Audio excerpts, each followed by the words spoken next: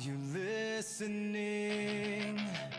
I'm surrounded, just following an empty sound. Are you listening?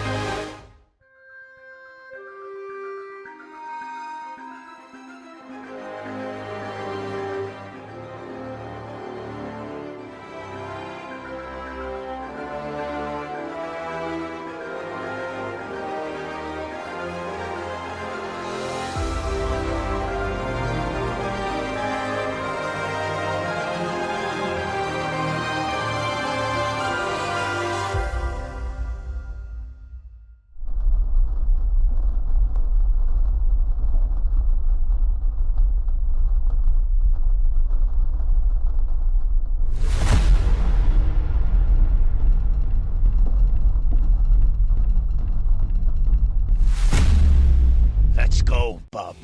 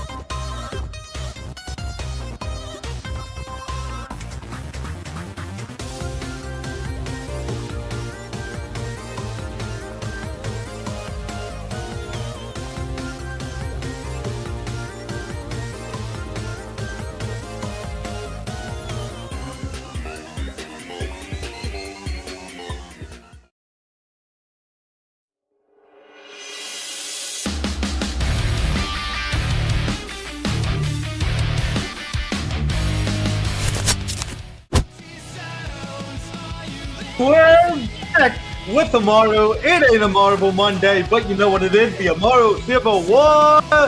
Today, I got a special guest for me today. I got my famous co-caster, co-funders. Say hi to everyone. Hi, it's me, Go Fitness, and I'm thrilled to be here with Juicy. Now, Juicy, what do we got on our hands here tonight?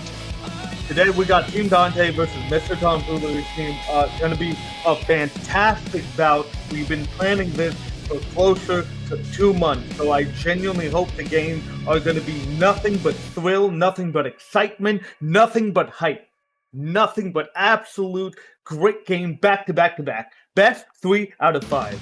It's going to be a great time. All right, certainly looking forward to it. And talking about something we're looking forward to, let's have a look at Team Dante here, because I would like to open this team with a quote from everybody's favorite human supremacist Baron Zemo. An empire toppled by its enemies can rise again, but one that crumbles from within, that's dead. Forever. Why is this relevant? Well, you might be looking at this roster and you're thinking, oh, we got Dante, we got Chris Hansen, Cruz, Shade-tastic, Stormbriar, and Shadowblade. What you wouldn't know looking at this is that one of their players actually got sick. One of their players actually had to get swapped out because he got into trouble at school.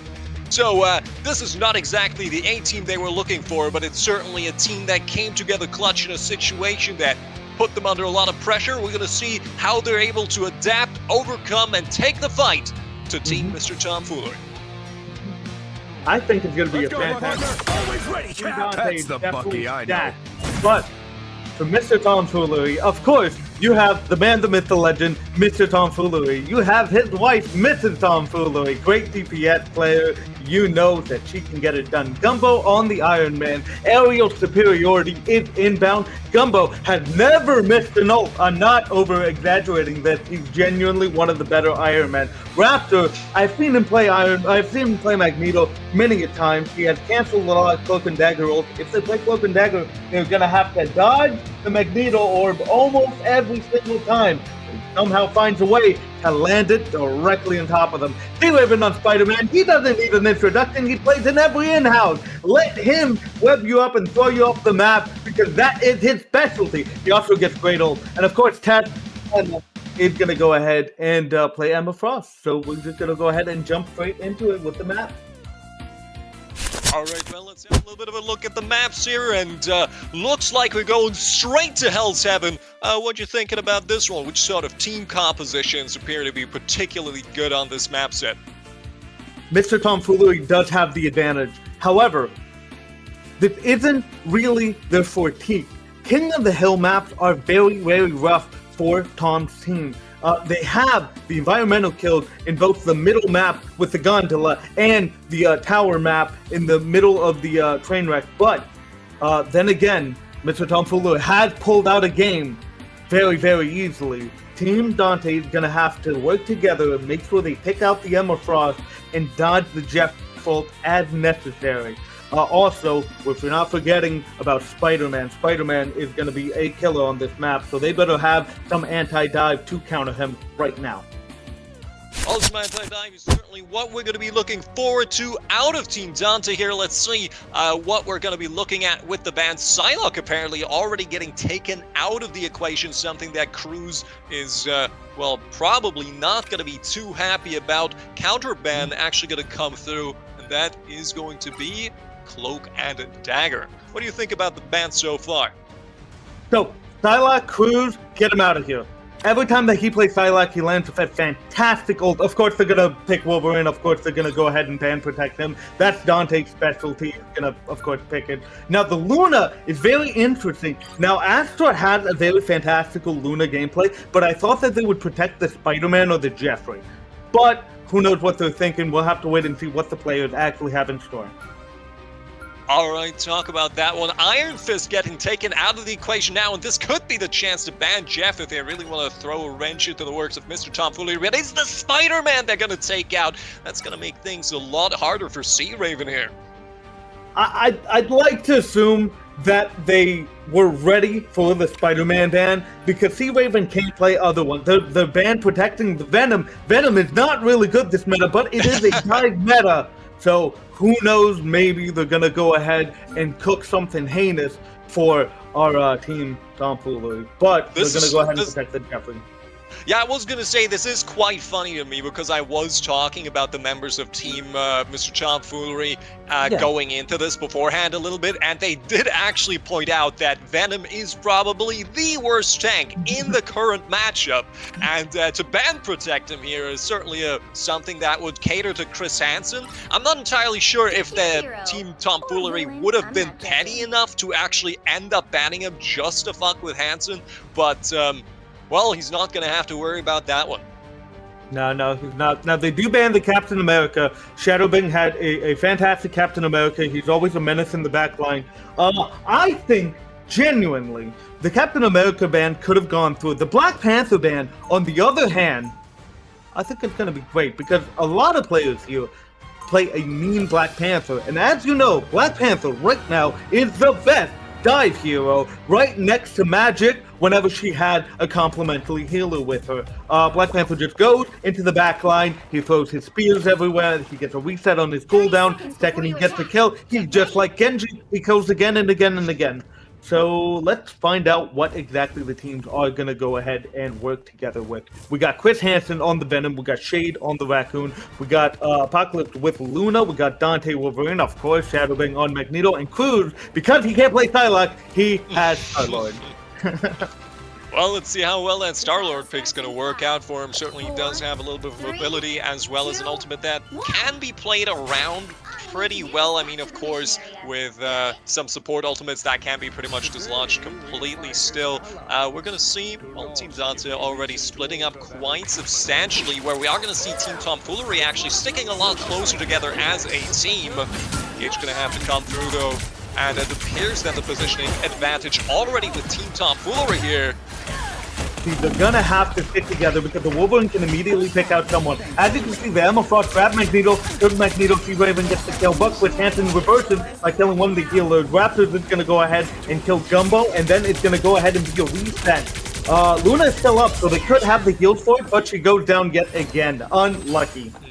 Yeah, certainly unlucky, the res having come through there. That did work out quite well. Team Tomfoolery just in total with more cohesion and more aggressive, pushing in early, taking that space, and really forcing Team Dante back into that choke. They certainly have proven that they have great cohesion. Now, though, looks like Dante's just waiting for that opportunity to engage. He does see Sea-Raven there. Question is, will that be a pick he's going to be able to come through with? Problem with Dante is that he always plays solo to grab people to his team. If they can shut down Dante, they can shut off the main plan of attack. Good early pick, haven't come through, make it 2, already coming in. Perfect openers here for Team Dante with 2 players up. Looks like Dante will have to go out, just get a little bit of that additional healing, but now the rest of the team is able to push through the positioning. Already coming in, the point flip on the back of that. It does seem that Team Tomfoolery has stabilized well here, and looks like Hanson's going on a bit of a flank there. And Mufasa is going to go ahead and get a nice... Nope. The ult is sadly incomplete. She's going to go ahead and try to get the Emma, but the Emma is going to go ahead and back out. Oh my god, everyone dies! Oh my god. Well, certainly it does not appear that Cruz does need the Psylocke. Certainly not a crutch on that pick. With the quad kill coming through, Cruz has proven sufficiently that he certainly is not an OTP, has been able to put his foot down, and now it's looking like Team Dante is drawing equal on the progress here. And after a little bit of a slow start, it seems like Dante is really gathering some steam here. I think they're going to be fine. They utilized the Star-Lord Magneto combo with Star-Lord using... Oh my god! Wait, are they going to be able to kill the Magneto? No, Magneto's going to go ahead and get Grant up the wall. He is safe! He is good. Back with his team, everything is going to be just fine. Emma Foster is going to try to kill the Venom. Everything is still kind of hovering. Dante's still kind of trying to go in, but not quite there yet. Ultimate will be coming into play very, very soon. There's the Venom. Oh, completely out of position. Look at him go. Make it a double, and Cruz brought back into the fight. 2 up so far. 14 Dante, and again, Mr. Tomfoolery's team are relegated into their chokehold. Very good close hold here coming through out of Team Dante, and again, Sea-Raven taken down here by Hanson. We're going to see the Magneto hold. Does find a pick in the backline, but again, it's too little, too late in order to make that work. Dante finds... Oh, that's Cruz actually does find another pick as well as Dante, and again, Team Tomfoolery now forced back onto the defensive with only 20% remaining. Now note, Gumbo did not use his ult. He usually was going to die to the Magneto. That may have saved the game. They need the Raccoon ult in order for them to pop off. They have Luna Raccoon. They should be 100% fine, and the Luna ult goes into the play. Alright, they're going to push in aggressively, utilizing Luna ult. Will be mirrored yet again so far. Just a little bit of evolution going on there in the meantime as nobody takes any sufficient amount of damage. Still, Tomfoolery looking for his ultimate. Will he be able to grab some? Well, he has been able to find one. Now going to go for... Not entirely sure what he's going to do there. Does fit his ally back into the fray after just a little bit of healing. Still, though, both teams able to retain their presence on point. Cruz here opens up with the first. Does get traded out, though. 1-for-1, though, losing his support. Does seem about equal. Tristanz, though, will be able to find another with the Resurrect coming through. It's looking like Team Dante is accelerating towards what could be a win. And there he goes. Mrs. Tomfoolery going off the map. And with pick after pick coming through, Team Dante, after a slow start, pulling through to their first point. Too many ults, not enough kills. Too many ults, not enough kills. They had it, but sadly, the Magneto ult did not connect.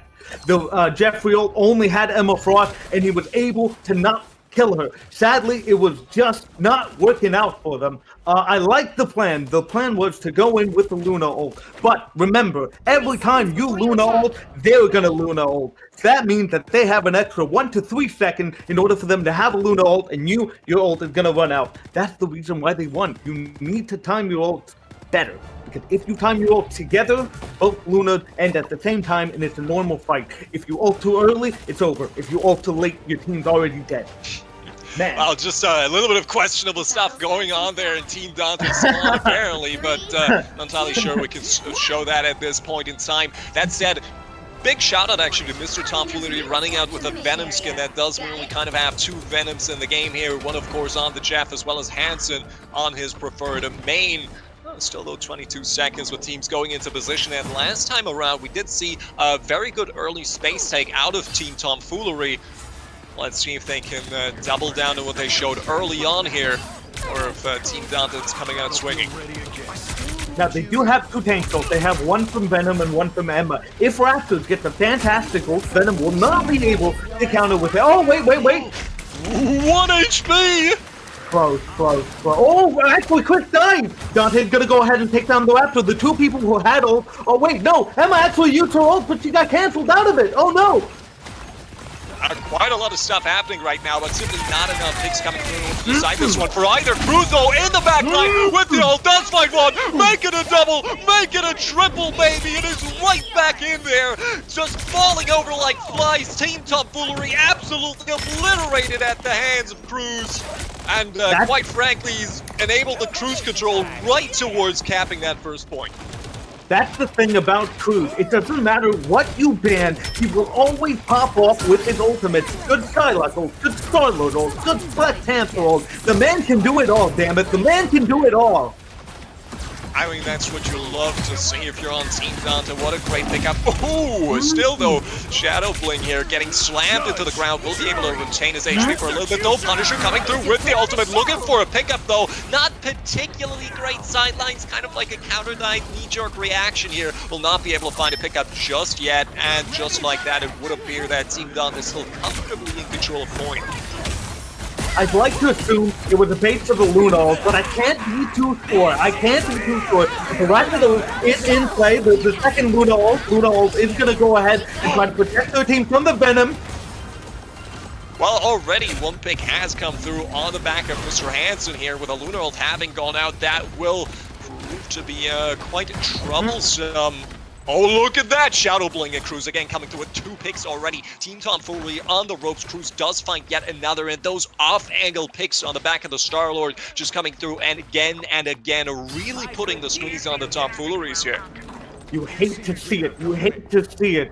Sadly, Raptor was in the back line. He is going to go ahead and have an increased timer, switch it to Banner, just to make sure that he gets them utilized out of it. Luna is going to go ahead and do the pre-ult into point. They don't really have time to contest, but this might be it. This might be the last fight unless someone goes strange and they lose it.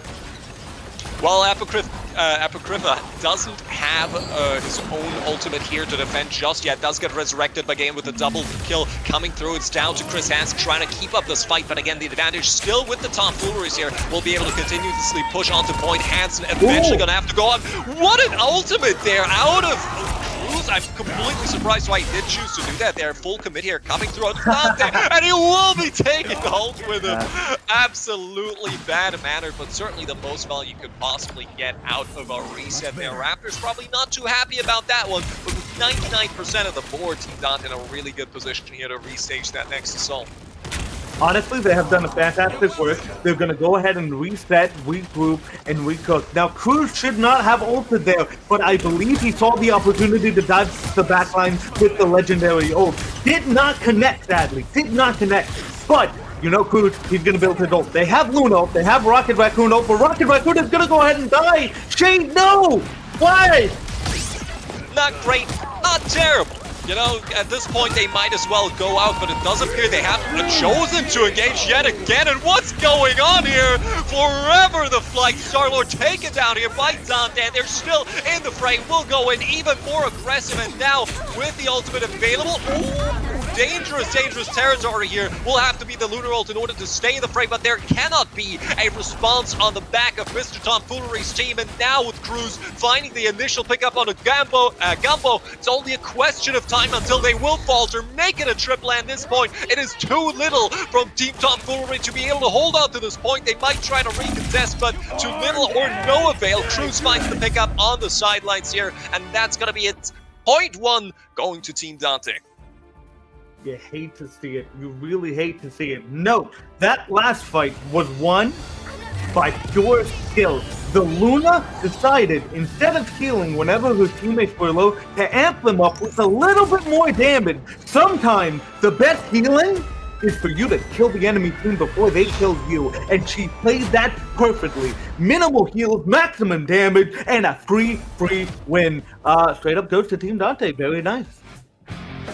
I mean, it has to be said, incredible performance again with the picks coming through, clearly targeted at Cruz, trying to take out that Psylocke there.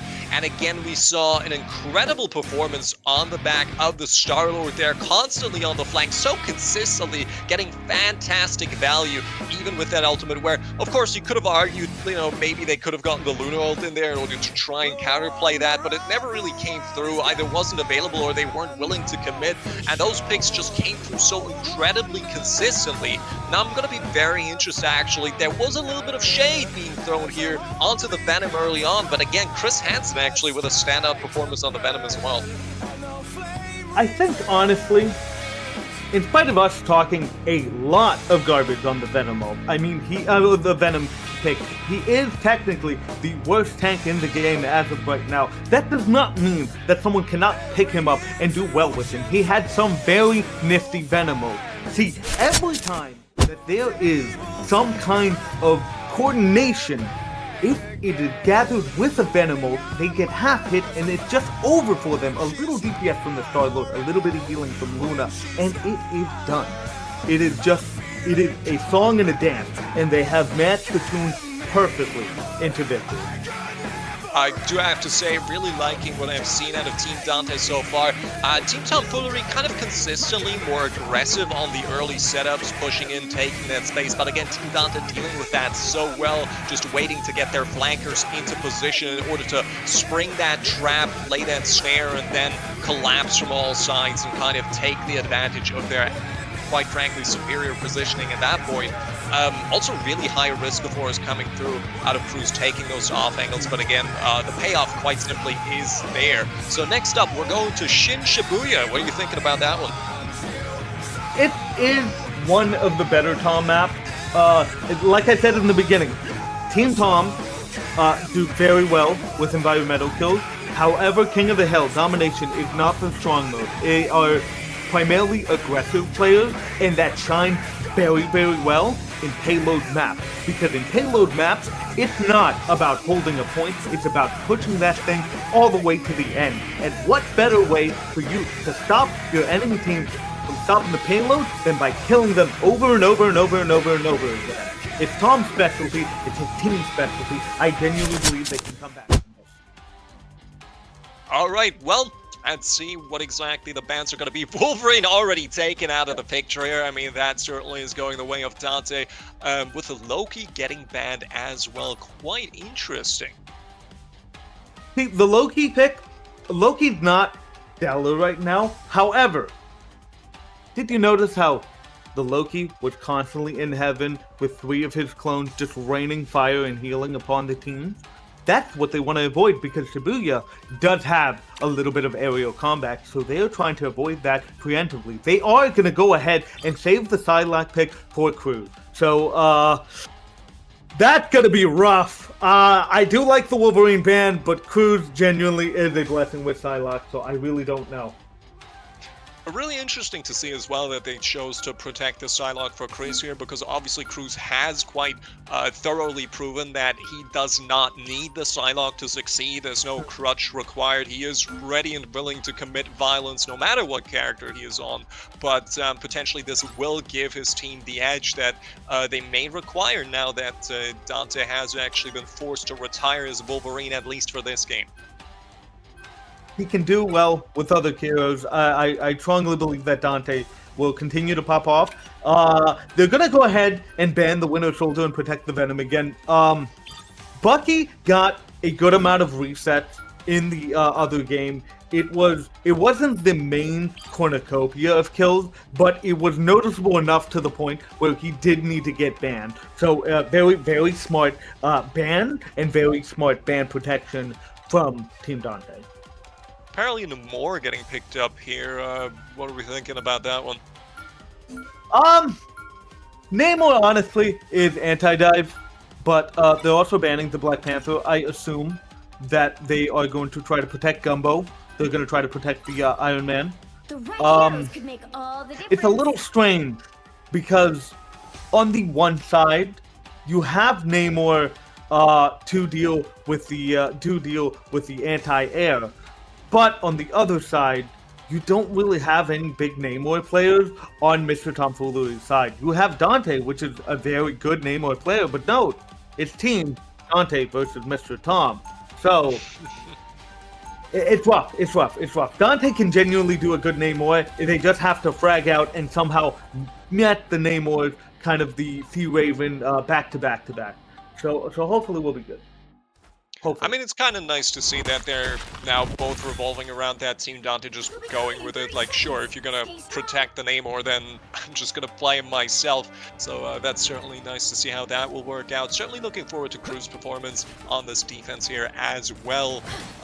Naturally, might be a little bit harder to get that off angle, especially on a at least rather linear beginning here. But he will certainly do his best, and we have seen how good that can be. Now, it does look like Gumbo is going to be on his standout hero as well. Quite interesting. Let's see what these teams got in store for us. With the Namor pick, I'm a little bit afraid of Gumbo kind of having aerial superiority. I do believe in him, do not get me wrong, but they have to take care of the Squid. They have to protect the Iron Man. And I'm not seeing any kind of like Squid negation. Oh, Hulk has already goes down to Banner, and Shadowwing is going to go ahead and get Mr. Tomfoolery. Oh, actually, no, they're going to save Raptor from certain Bannerness. Okay, we're going to go ahead and reset the fight. That's perfectly fine. He's still Hulk. He's not Bruce Banner. Very nifty little pick. You can kind of see Shadowwing is kind of setting up for the Hulk dive on the Iron Man. That's a lot of damage coming through already onto Hansen. We'll have to go out. We'll be able to do so, however, of course, does have all of that additional extra health coming through on the back of his abilities. Does seem like at least some space is being taken, and they are pushing through. Choke still though on the back line. Are going to see Cruz trying his very best. He's going to pop the ultimate there and does find his very respective pick now with 2 players up. Mr. Tomfoolery's team down already. It is only a question of time for Cruz to wreak even more havoc, and one by one, divided they fall. And as Mr. Tomfoolery's team is conquered, they do still have 2 minutes and 50 seconds to engage yet again. Honestly, it's just the ults got into play a lot faster on Team Dante's team than Mr. Tomfoolery's. However, they use how many ults? 2 ults. So, Psylocke doesn't have her ult, Namor doesn't have his ult. This is the chance to genuinely push. Cruz is going to go ahead and kill Gumbo, but he's only on a 5-second cooldown timer, so they just have to revamp, reset, reuse ult. Mr. Tomfoolery, though, in a lot of trouble. Hansen, though, having been taken out already, will get brought back into the fray. Still going to have to be a little bit of space here being given to Team Tomfoolery as they do push in aggressively. Raptors on the thing, still trying to get his team to gain some more space. Ultimate's coming out as we already are going to see Cloak and Dagger diving right into the backline. Might be a little bit overzealous there with Chris Hansen finding the double, and as Cruz gets the third. Again, it's a 3v6 situation that really, at this point, Team Tomfoolery has very little business fighting it with 1 minute and 50 seconds on the clock and ultimates extended. That is looking rough. I'm not entirely sure why that opened. Honestly, I understand the reversal. I understand you had both Shade and Chris Hansen combo their ult together for the Venom damage. You had Cruz kind of cleaning out the outliners. They really just want to push into the fact that both Team Mr. Tomfoolery, whether it is Pink, whether it is Psylocke, whether it is even Cloak and Dagger, they can't get past without taking damage. And it is just kind of rough because they only have the Luna ult. We're going to have to wait and see if it's going to be a good Luna ult. Luna is going to go ahead and kill Mr. Tomfoolery. Again, that's a rough opener, though, getting that first pick despite the Lunar ult coming through, as well as Namor trying to drop it here. Not going to be able to find anything just yet. Counter ult now coming in as well, and we're going to see already Gumbo taken down now with the Raptors having been missed earlier. That is going to be several more kills coming through, and again, the ultimate bank looking really rough here for Team Tomfoolery, which now have 40 seconds in order to stage one last desperate assault. Yeah, 40 seconds, no ult other than Emma ult. I don't see a silver lining in here. They're going to go ahead and take down the Hulk into Banner. It is hopefully, wait, this might be it. This might be the play that they needed.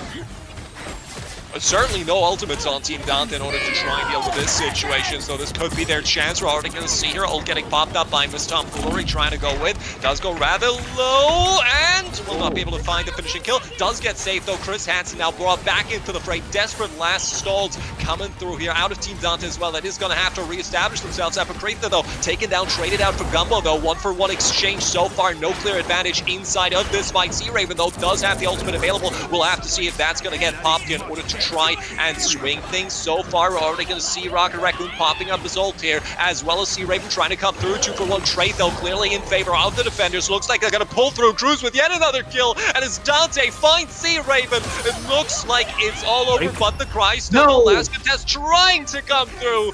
But as classic as that may have been, no touch in time, and that is a brutal clutch shot. Yeah, it's not looking good for Team Tom. It is not looking good for Team Tom at all. I'd like to assume that it is the pick base, where everyone is just dying before the healer are going through. It is that Team Dante is using the healer ult a lot later than Mr. Tomfoolery's team, and they're managing to mitigate damage and then ult right when Team Mr. Tomfoolery is going to have, whether it's a Luna ult, whether it's a Cloak and Dagger ult, it doesn't matter because their ult expire. Notice, it was kind of a little bit of a lopsided fight. Namor took the high ground and constantly rained fire. They managed to kill the Cloak and Dagger as the ult was ending. They need to go ahead and make sure they have high ground advantage in order for them to be able to hold this point. And they need to stop the backline. They need to stop Cruz from killing everyone, whether it's a healer, whether it's a DPS, hell, whether it's a tank. Cruz has been non-stop damage from this game and last game. And of course, you know, we have to give props to the healers. Both Apocalypse and Trade are having just fantastic ults. They're just saving their ults and making sure that everyone is nice and healthy. They're not overextending whenever their ults end. It's just, it's a rough game. It's a very rough game. I can't say anything else other than it's a rough game. I mean, it's a rough game for Mr. Tomfoolery's team. Certainly, I think Team Dante is more than happy with how things have been going so far. I mean, obviously, Cruz are going to have to try and sneak his way past the front line, but apparently just going to start charge straight in there. That was a bold maneuver for sure. A lot of damage coming through here onto the Groot already. Chase trying to come in, will not be able to do so. What is Hansen doing? That is a bold fucking maneuver. I would go so far as to almost call that a BM. Does go down here as well to Sea Raven. I'm not entirely sure what he expected to come up that, but well, with Shadow Blink now going down as well, Mr. Tomfoolery's team here opening up with a pretty clean first defense. Now, I will say, on this map, it is significantly easier to defend rather than attack. So, this might actually be a tie. I genuinely see the strong happenings of a tie.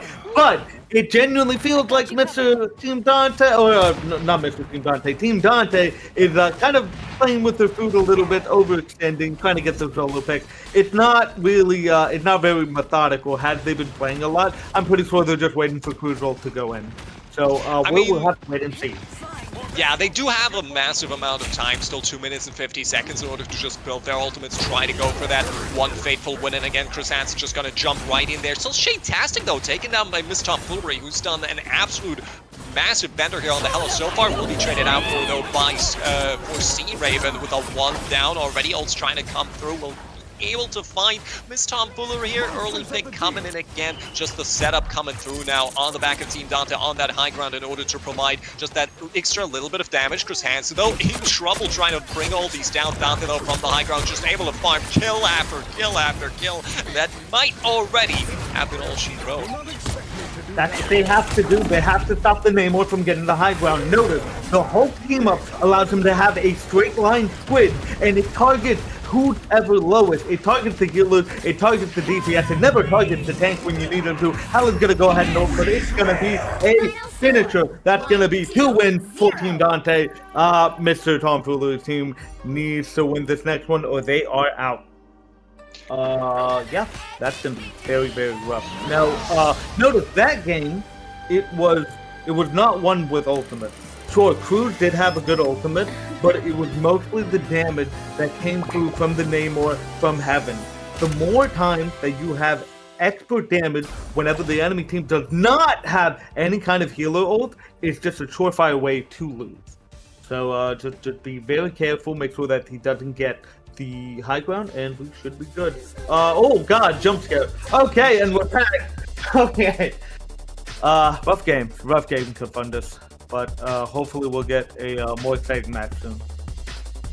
I mean, I do certainly have to give credit where credit is due. Team Dante playing it very well. Perhaps not on their own attack at first, I will say that much. There was some certainly praise in playing with their food there. There was a lot of punishment, so credit to Miss Tomfoolery there on the Hala. Did actually get quite a fair share of picks there, especially early on, even during the fights.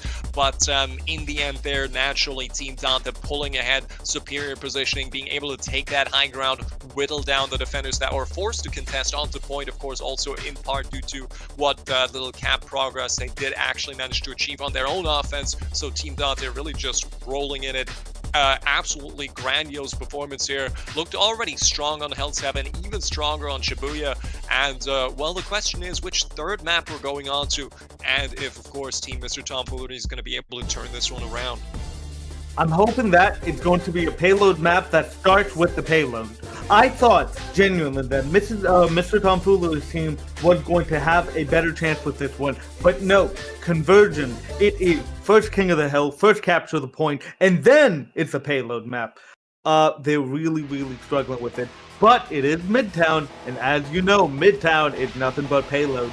So hopefully, Mr. Tomfoolery's team is going to have a much, much cleaner time getting on the points and getting those aggressive picks that they're known for. Well, it's all convoy all the way from the start to all the way to the end, baby. And we're going to see if Mr. Tomfoolery is going to be able to ride that train all the way to victory, or if he's making an unscheduled stop. Now, naturally, I did find that a lot of these character bans did not really seem to affect Team Dante all that much. You think that Team Tomfoolery has perhaps been more affected by them? The problem right now is that a lot of the Team Dante players are very versatile in their pick. You can use all of your bans to target one player. Not only is that one player still going to have something to play, maybe they're not going to be as useful as the other members of the team, but no, this is a team-based game. 6 persons, you target ban 1, you still have to deal with 5 other ones. And there's just too many plethora of characters on one team, and you can't ban them all. You only get 3 bans, so it is not very fun. But Psylocke needs to get banned, Wolverine needs to get banned 100%. Look at that beautiful transition. Now Psylocke instantaneously getting banned. I can't really blame them. Now Cruz did great on the Star-Lord, but on the Psylocke he did at least just as well. The game was decided even more clearly, and the Penny is actually going to be the one to get saved here. Penny's nice. Penny's a great anti-dive. It looks like right now that they are gearing up for the payload to hopefully they won't get it past first point. It's just they can feel the dive is going to be the main plan of attack on Mr. Tomfoolery's side, so they are prepping with Shade on the Penny. And Shade, he plays a very good Penny, so hopefully we will see a lot of webs, a lot of really good mine traps, and a lot of really cheeky mine locations where around the corner you go in, you die. They're going to go ahead and ban Spider-Man. Sea Raven is going to have to be forced to play something else. With he was playing good old Wanda, Scarlet Witch, not Scarlett Johansson, as I famously keep calling her, but we are going to go ahead and protect the raccoon. Just nesting. Wouldn't mind that either, to be honest, but Scarlett Johansson aside, yeah, it is quite interesting to see that they do, of course, ban the Spider-Man as well, get the Penny as sort of a complete anti-dive here. Naturally, we have seen the Wolverine and the Psylocke both getting banned, so a little bit of a target at Dante, a little bit of a target here at Cruz as well. But very good actually a save onto the Hello, which Miss Tomfoolery has been absolutely popping off of. Unfortunately, not really able to bear the brunt of the entire force of what Team Dante, or the hammer that Team Dante was coming down with. But now, for the very first time, with the ban on the Venom, we're gonna see if maybe the Venom was the magic, a little bit of something that Team Dante needed to win these games. It might have been. The thing that I'm seeing right now is on Team Dante, they are kind of switching up the roles, switching up the comp. Chris, who normally plays the tank role, is going to go his Moon Knight, and Crude, who normally plays DPS, is going to go ahead and go Raccoon. Shade, we already talked about him. He's normally a healer player, but he plays a really mean Penny. Typically in the in-houses, he plays Penny. So not much change is going to happen here. Dante, of course, is going to drop the Wolverine because the Wolverine is banned and going to go Groot. Very good Groot. And Namor just for the anti-dive, just in case. T-Raven's already on his Black Panther. On the other side, we got Asteroid with Mantis. Mantis, in spite of her having really, really good team-ups this season, she's not still in the best location for it. You have Mr. Tomfoolery on her Hela. Works like a charm. Hopefully she'll be able to get very early picks to build her ultimate so she can dash in and just kind of clear space for her team. Gumbo's gonna go ahead and play Cloak and Dagger. Raptor is gonna go play Magneto. Mr. Tomfoolery, instead of healing, is gonna go ahead and go Groot, and we are off. And we're off. Certainly a lot of pushing happening already. Actually, just a little bit of turret clearing here as Raptors are going to try and push up there. Does tank quite a lot of damage. Looking at the entirety of Team Dante, so certainly a bit of a dangerous corridor to stare down into, but he has full confidence into his healers. Will be able to keep him in the fray. So those mines just coming up through from just about anywhere, but look at the amount of those duplicates. I think this is going to be an excellent game. They're already pushing up the payload kind of far. They're not getting stuck anywhere. The Loki clones are going to go ahead and go down. You have the Groot walls are just kind of going up, down, up, down, up, down with the two Groot walls. Shade is going to go ahead and try to build a minefield on the payload to just try to get some hits and easy pick. Hella's on the go-ahead, and she's in the high ground, just kind of bursting away, bursting. Moon Knight has his ult, might actually pop it very, very soon.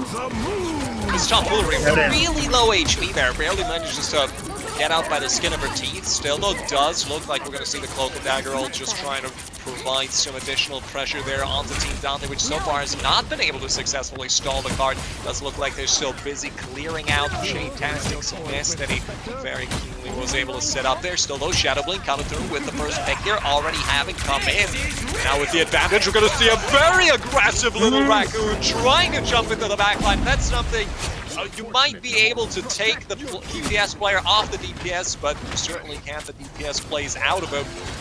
He's just sticking on that Raccoon like he was a damage dealer himself. Chris Hansen, though, with the double kill coming through, will send Mr. Tomfoolery's team packing. So, though, very good progress on the back of that very first push.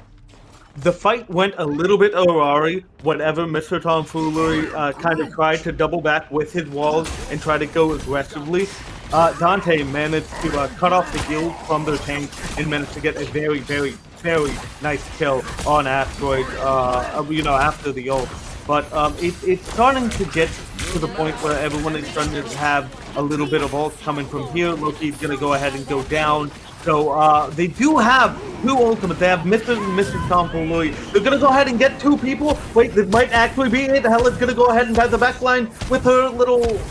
No, it's done, sadly. Where their little skulls and God knows what, but they've certainly broken the defense, and Team Dante is now routing, trying to get out of here. Actually, really good first push out of Team Tomfoolery here. Apocrypha actually getting taken down yet again. Not looking too hot just so far, but again, that can naturally still change. We're still along awaiting the rest of this map coming through. Very aggressive plays out of Raptors as well. Just trying to force Team Dante back onto that defense, and so far the space being taken by Team Mr. Tomfoolery absolutely massive.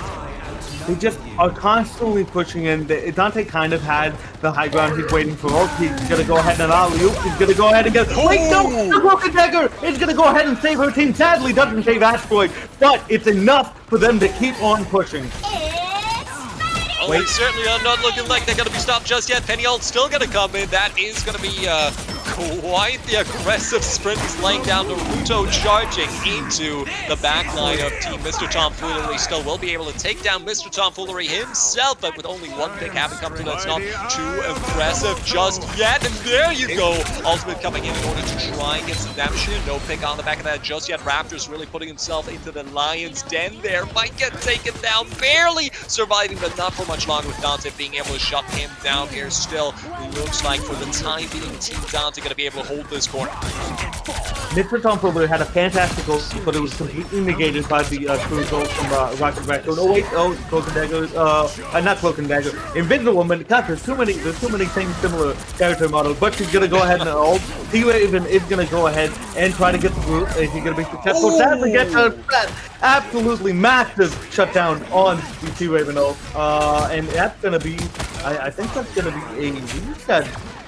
2 DPS not necessarily. I mean, they did just get the pick onto Shade-tastic there as well, so now it does appear that if they keep up the aggression, they might be able to follow through. And now with Chris Hansen going down as well, Team Tomfoolery actually with a little bit of an advantage. Hansen though brought back again though after Krafa having been shut down will mean yet another player has gone down, and now Team Mr. Tomfoolery getting awfully close towards completing that second point. It will force Team Dante into a desperate last contest. Will they be able to touch in time? I'm not 100% sure. It looks like they're going to go ahead and kill T-Raven. It was a little bit of a 2v1 situation, but they're going to go ahead and come back to points. The Cloak and Dagger is in play, but Hella is going to go ahead and go to heaven. And is she able to get a pick with it? Sadly, I don't think so. It's a good brutal, but doesn't have enough damage. The Cloak and Dagger bubble is going to go ahead and take them for the majority of the damage. It does actually mean they're going to be able to stall out here just 2 meters and 52 centimeters away. Ooh, from the bush, 12 HP, and he will go down. Dante not going to be able to withstand the heat, and that tree is burning down to the ground. And now with the point cap, that ultimate on the back of Chris Hansen is not really what he might have been hoping for. It's fine. I'm 90% sure Chris wants to go ahead and switch to maybe something else. No, Chris is gonna go ahead and say Moon Knight. Okay, I genuinely thought the ultimate was gonna be a reset on his selection. Now notice the Groot ult are the most important thing in the game as of right now. Every single time there has been a Groot ult, it's kind of been the catalyst of a much bigger team fight, as it should be. But right now, Mr. Tomfoolery is the only one with the Groot ult. Dante still has a little bit more than half into it, but we'll have to wait and see if Shade-tastic can kind of stall with the Penny ult as he always does. Wait. I mean, 1:40 on the clock, sure, but so far, Team Tomfoolery absolutely racing through this third point. Not really looking too hot for Team Dante, and they do have a couple of ultimates available. However, will they be able to find anything with it? This Tomfoolery and Raptors both finding a pick, make that a double for Miss Tomfoolery, and even with the res coming through, that's still a 2-player down with the advantage for Team Tomfoolery here. Team Dante really trying to stick to this one. Oh my lord, that's gonna be trying to be the spawn trap here coming through. Absolutely nefarious on the back of Raptors, and the point completes with 1 minute and 15 seconds left. Good time, good time. It's not the worst thing in the world. They managed to actually get it before the 1 minute mark. If there's any overlap in time, they're gonna go ahead and get the extra points for it. Now, we are really messing with the Grid ult, we're really messing with the Healer ult, but the one thing that I have neglected to mention, Mrs. Tomfoolery lands every single headshot that she needs to in order for her team to push to the point. Now, her ultimate have been a little bit countered, that she hasn't had that many chances to actually get a good ult because of the cruise ult, because of the Loki wound, but outside of that, she lands every single hate shot, she lands every single basic attack, she lands every single needle shot. It's just a blessing to have a DPS player to constantly pick out damage for you. It's so nice. It certainly has been Miss Tomfoolery with a really good performance across the board. Really good picks just coming through consistently, as well as Mr. Tomfoolery on the Groot as well, looking pretty good. We can have a little bit of a look at the stat board here. Really, actually not looking insanely terrible so far. Shade-tastic, not with a great amount of kills or damage on that Penny. However, we're going to see if that's going to hold up. So far, interestingly enough, Team Dante choosing to stick with their off-rolls, which I was thinking maybe they were going to draw back there once they did feel the heat, but maybe they're going to roll out, see how it goes, and based on that, maybe still commit to some changes in their lineup. hopefully it's going to be a really, really good fight. It looks like right now that it's still in the score. Cruz is still trying to get a little bit of DPS with the Rocket Raccoon. Penny, of course, is going to go ahead and try to dodge the back line to get Invisible Woman. Invisible Woman is going to go ahead and lose. You've got to take care of the walls. You've got to take care of the squids. Every kind of like player-based models, any kind of player-based expos needs to get taken care of. And sadly, the Aunt does get immediately removed. He's going to go ahead and die to Valor. I do want to say Chris Hansen, very nice positioning there. Unfortunately for him not coming through with the kills and missed tomfoolery, instantly checking that flank. But Chris Hansen returns, will get that revenge pickup, and will shut down Sea Raven as well. 2 picks now onto the just returned Moon Knight. Seems like he's woken up and remembered that he is the one that knocks. Will be able to run through here. Does find his double. Still, though, Team Tomfoolery not giving an insane amount of space here. They do a really good job of continuously staying and retaining their presence. Does seem they are going to be forced back yet another corner, though. As so far, no picks coming through just yet. Right now, the payload is definitely going a lot slower than it was on Mr. Tomfoolery's side, but ultimates are going to be coming into play. You have the Dante Groot ult is going to be coming very, very, very soon. They can also combo the Groot ult with the Namor ult. Dante is kind of low. He's going to get healed back up. There is the Moon Knight ult. Is he going to get a pick on it? Sadly, no pick are standing yet. Oh, that's a very risky one for him for sure. He's not able to find a pickup there, unfortunately, despite several players on Team Mr. Tomfoolery getting incredibly low, but they're about to open Pandora's box. Look at the amount of ultimates they have available right there. We do get a rocket ult so far, not going to be able to come through with a pick just yet, though, while Mr. Tomfoolery's team does have their fair share of ultimates available as well. Punisher ult trying to come through here. Will he be able to run down the front line? Does tank a huge amount of damage. Shade-tastic brought back into the fight with Mr. Tomfoolery losing the ultimate there, as well as her life does appear. We're going to see what the Krafa sniped out by Sea Raven. Needed characters with this Tomfoolery. Massive pickup on the back of Shadow Bling here, and with Chris Hansen finding a third, that is going to be a last-ditch effort here on the back of Raptors to hold, but to little avail. Still, with a minute and 30 seconds left on the clock, that is still a little bit of way to push. The Moon Knight ult was a fantastic shutdown for Mr. Tomfoolery. Sadly, Asteroid did not get the proper amount of healing quite yet to protect Mr. Tomfoolery. And then, of course, Dante and Shadowblink are going to go ahead and do the Namor Whale into the Groot ult. The kind of cleanup happens with it. I think that they're going to have to pull back almost immediately because the point is just captured. There is no... Oh, wait, what's going on? I was going to say, quite surprised that they did not go for the contest there. Miss Tomfoolery, though, able to shut down Hansen will mean that they do have a really good opportunity to try and re-engage here. Still time back 3 minutes, 20 seconds so far, as we're going to see the immobilization coming through, and that's just going to have to be a massive amount of healing coming through, but it's not enough. Mr. Tomfoolery with the double, and at this point, Chris Hansen will able to try and equalize with 1 pick of his own, but Mr. Tomfoolery is on a rampage, will find a third, and that's a very angry tree that might actually remember out of Lord of the Rings.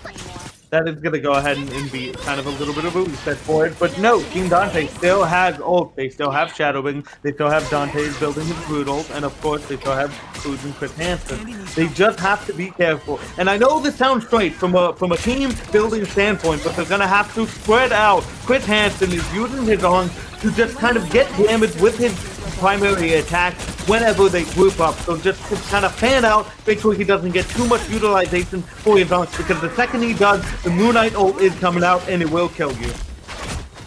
Well, I mean, that's certainly something that they're building towards. Whoop, and already there you go. Oh, Miss Tomfoolery with the Punisher ult walks right to the front line. Chris Hansen's gonna fall, make that Dante as well, make it a triple, and that is by far the most successful Punisher ult we've seen all day.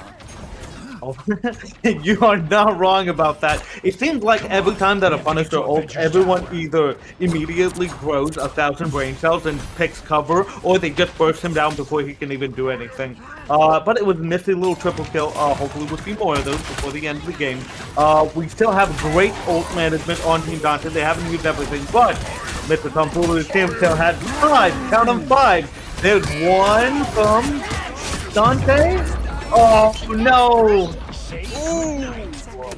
Triple on the back of Hansen. The love to see it happen. Unfortunately, not more than 30 seconds. Not a whole lot of trying to take the entirety of second point after this truly stalwart defense on the back of Mr. Tomfoolery's team, as well as, of course, the 4 ultimates they still keep in their back pocket in case they need to push that emergent one. In spite of them having more successful team fights, their time on the clock is a little bit too close to 0. We're gonna hit a minute mark. It's just that Mr. Tomfoolery's team is very good on a payload map. They know when to aggress, they know when to pull back. So we're seeing a lot of really good ult management from Team Dante, but they are not getting the space for it. They are not getting the proper mileage out of the payload run. They certainly are struggling to try and break this defense and actually make headway still. Though those ultimates now going to have to come through. 30 seconds left on the clock in order to try and get some leeway. Lots of walls coming up. Not a whole lot of looking. Tomfoolery, though, does shut down Apocrypha, who has swapped over, or duplicated, rather, from the looks of it. Will not be able to do anything. Cruz, though, does find and pick up onto Sea Raven in the backline. Will be able to draw out here still with the Invisible Woman ult. That is going to be a little bit of a struggle for Team Dante to try and bring this one through. Shadowblade does take down Gumbo, and now it's not looking too shabby for him. They still have some time to recoup. They still have some time. Hopefully someone goes Doctor Strange in order for them to contest. But they still have Mr. Tomfoolery ult, and they almost have Raptor ult with Emma Frost. I'd like to assume if the group dies here, they will not be able to contest. I would be surprised if they did actually go for the contest here. I mean, he may They got it. The question is, will he survive that contest? Although, very nice off angle actually coming through the back of Miss Tomfoolery. This could be absolutely massive. Shadowblade though does take down 3, and as Apocrypha falls, Miss Tomfoolery will be able to fight too, but it's nothing to the 4 that they have already lost, and that card is gonna keep on rolling. Fantastic gank by Mrs. Tomfoolery, but it had nothing on a great timed Groot ult. No, Shadowbang was ready. He was prepped. He didn't have any squids up, but he landed so many headshots. He got a triple kill, back to back to back into the Groot ult. Now, I'm a little bit nervous about this first quarter. This first quarter, a lot of teams tend to choke. So hopefully right here that Team Dante is able to have a little bit quicker ult. Chris is going to go ahead and go down. Cruz almost has his ult. Loki with Storm is going to have her ult. But we really have to wait and see whether they can get the pick. Shade goes down sadly, but he gets red. Oh, when the throwing gets tough, the tough get going. Shade-tastic's gonna have to start sprinting at this rate because they are running out of time. Only 30 seconds still left in the fray here with Raptors really laying it down, but will not be able to find a pick just yet. Miss Tomfoolery more than happy to provide. We'll find one, we'll find 2. Just running right through the front line there. Team Dante with only 20 seconds left on the clock will lose their 3rd player. This is looking very rough for them right now. 10 seconds on the clock. I genuinely believe that they can contest if they can somehow touch it. Now, note, Rocket Raccoon can hit it. However, we're not sure if he's going to do it in 3, 2, 1. Sadly, no. Ooh, that is going to be a no, and that's actually going to be a point going the way of Team Tomfoolery. And I do have to say, they certainly deserved an absolutely massive push, able to take so much space there. Great performance on the defense, just really taking all that time, drawing out those fights. Miss Tomfoolery, amazing performance. Mr. Tomfoolery as well. We saw so many picks on the Groot, and whether it be on the Hela or it actually be on the Punisher, just across the board, incredible performances here out of the Tomfooleries. I think that in spite of my firm belief that Rivals is an ultimate-based game, Overwatch is a pick-based game, Marvel Rivals is an ult-based game where you need ults in order to combo together to get picked. Mrs. Tomfoolery did not have the best Punisher ult, but you know what she did have? The best Punisher pick. Whether it was a shotgun, whether it was a assault rifle, whether it was her turret, she consistently pushed out damage and managed to kill as many people as she can, even without her ultimate. I'm really enjoying the Groot gameplay. As the Groot main, the ultimates are just fantastical, but I'm 99% sure we are not going to see another Groot to Groot matchup. So sadly, wave goodbye to the Groot. Alright, well, I will be waving goodbye to Groot while he takes the time to regrow. That said, we are going to be taking a 5-minute break here in order to give the team some time to recuperate, have a sip of water, visit the lavatory real quick, and we will be back in 5 minutes time. Not entirely sure if we're gonna break some stuff down, or if we're gonna have a little bit of an intermission screen. I'm just gonna wait for the little fairy to whisper in my ear. Little fairy? Okay, we're good, we're good. Okay, great, great, great.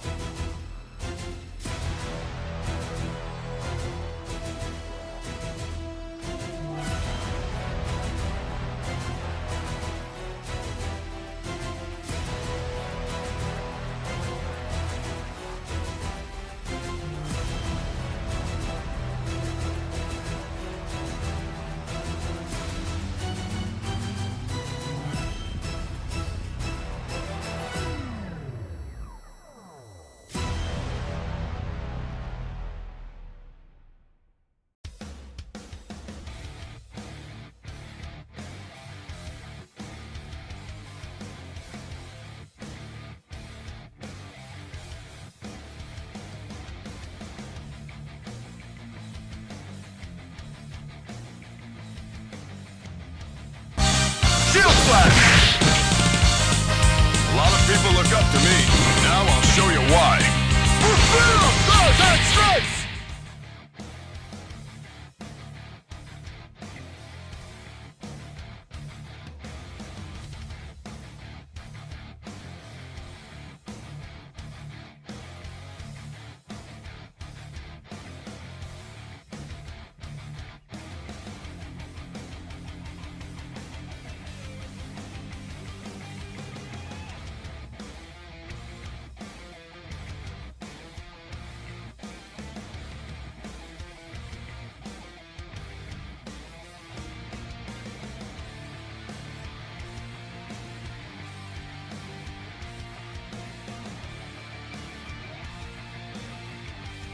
And we're back!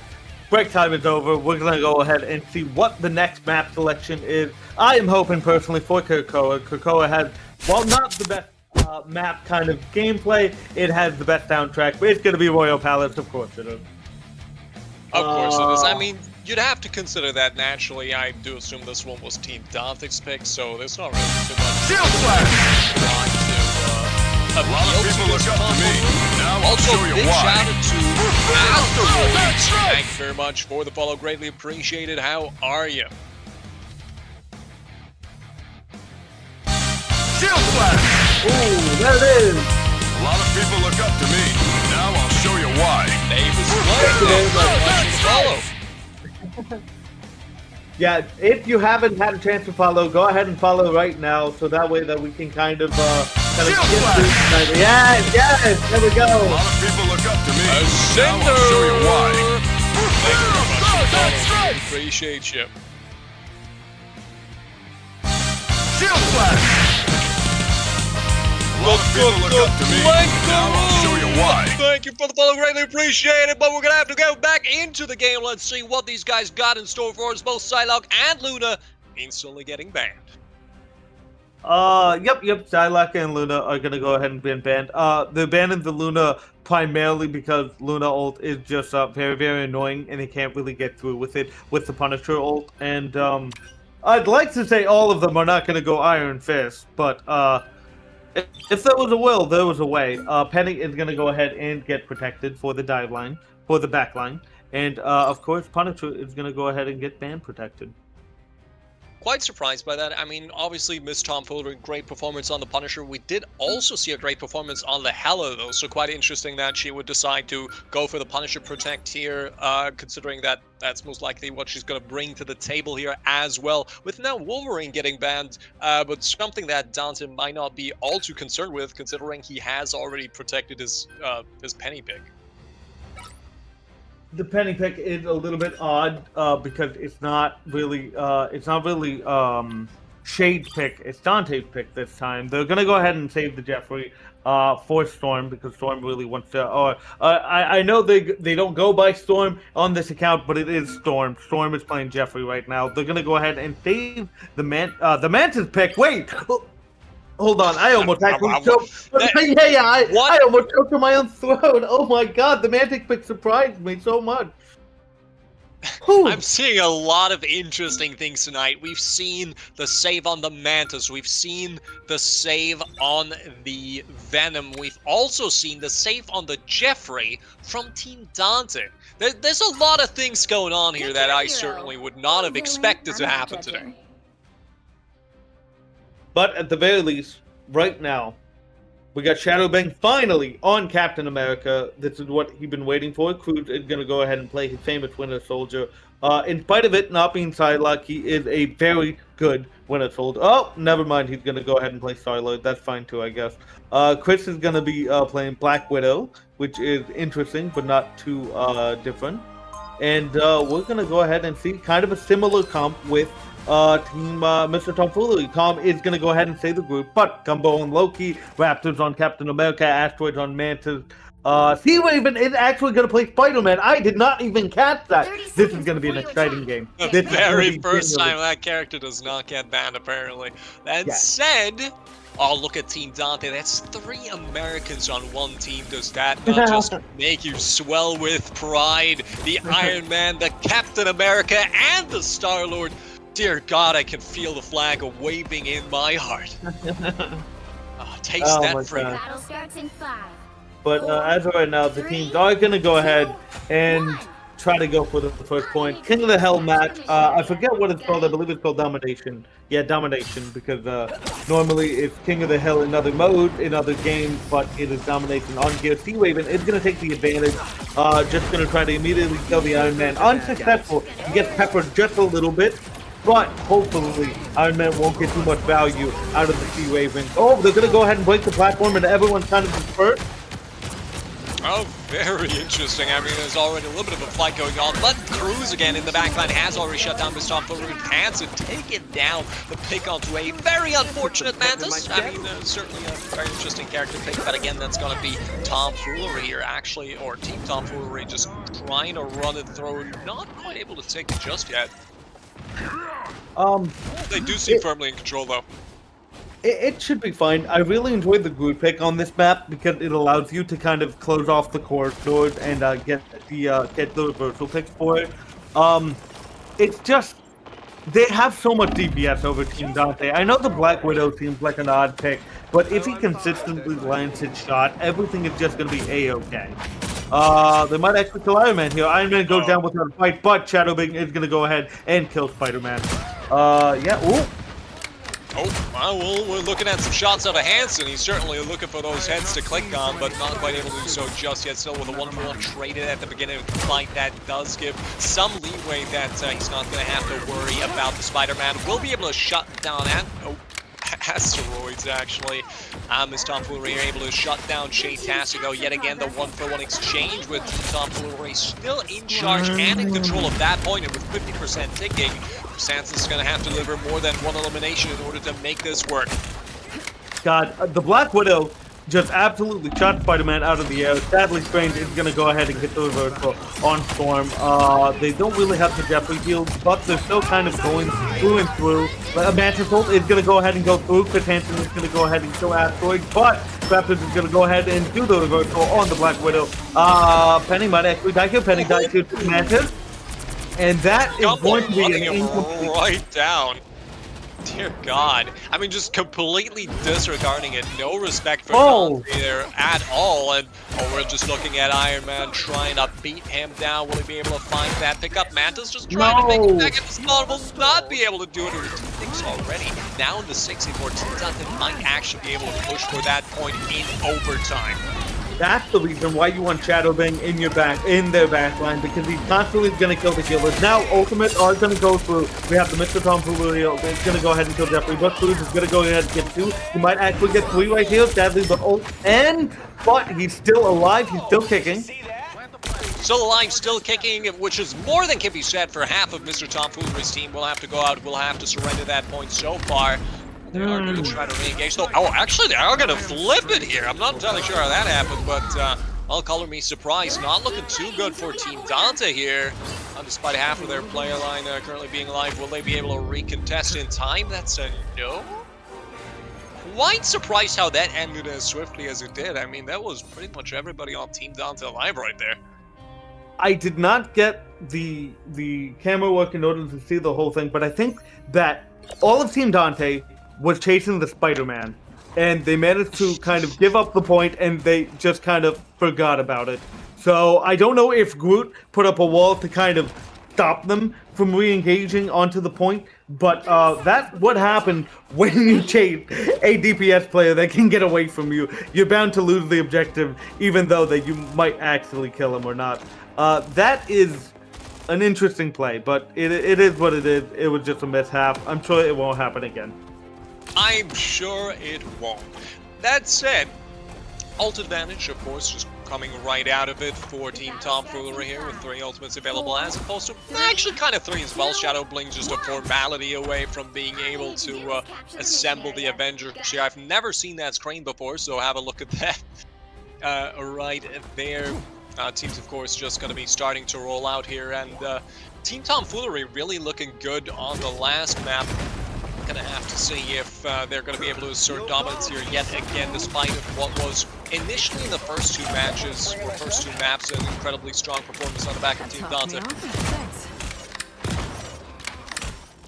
Oh, I thought they almost got the pick, but sadly Bucky is not going to be able to be killed. There goes the Jeffrey ult. How many is he going to eat? He's going to eat 1, 2, 3. Sadly, no one.